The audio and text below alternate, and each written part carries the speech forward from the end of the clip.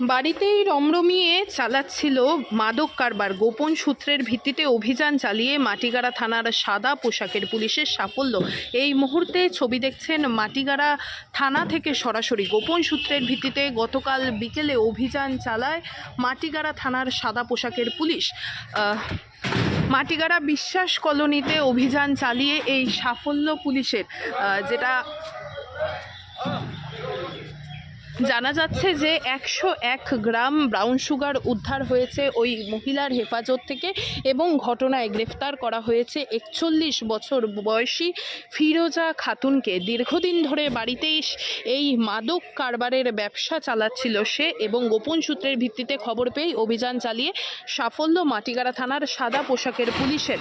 101 gram brown sugar উদ্ধার হয়েছে ওই মহিলার কাছ থেকে এবং যেটা পুলিশ সূত্রে জানা যাচ্ছে এর আগেও মাদক কারবারের সাথে জড়িত থাকার অভিযোগে গ্রেফতার করা হয়েছিল তাকে। এই মুহূর্তে তাকে শিলিগুড়ি মহকুমা আদালতে পাঠানো হচ্ছে। ধৃতকে রিমান্ডে নিয়ে পুরো ঘটনার সঙ্গে আরও কে বা কারা জড়িত রয়েছে, এই চক্রের সঙ্গে কে বা কারা জড়িত রয়েছে তার তদন্তে নামবে মাটিগাড়া থানার সাদা পোশাকের পুলিশ। এই মুহূর্তের যেই ছবি দেখছেন সরাসরি মাটিগাড়া থানা থেকে গোপন সূত্রের ভিত্তিতে গতকাল বিকেলে মাটিগাড়া বিশ্বাস কলোনি এলাকায় অভিযান চালায় মাটিগাড়া থানার সাদা পোশাকের পুলিশ। সেখানেই মেলে সাফল্য।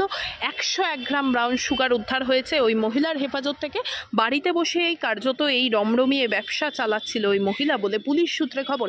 এবং ধৃতের নাম ফিরোজা খাতুন, 41 বছর বয়স, ক্ষমা করবেন, ফিরোজা বেগম, 41 বছর বয়স এবং মাটিগাড়ার বিশ্বাস কলোনির বাসিন্দা সে। বাড়িতে বসে এই কারবার চালাচ্ছিল বলে পুলিশ সূত্রে খবর।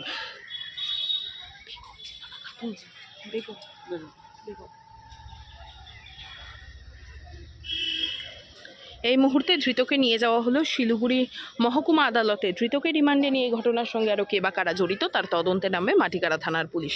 সেই ছবি তুলে ধরলাম, পরবর্তীকে আপডেট অবশ্যই তুলে ধরবো। এই মুহূর্তে বিদায় নিচ্ছি, ধন্যবাদ।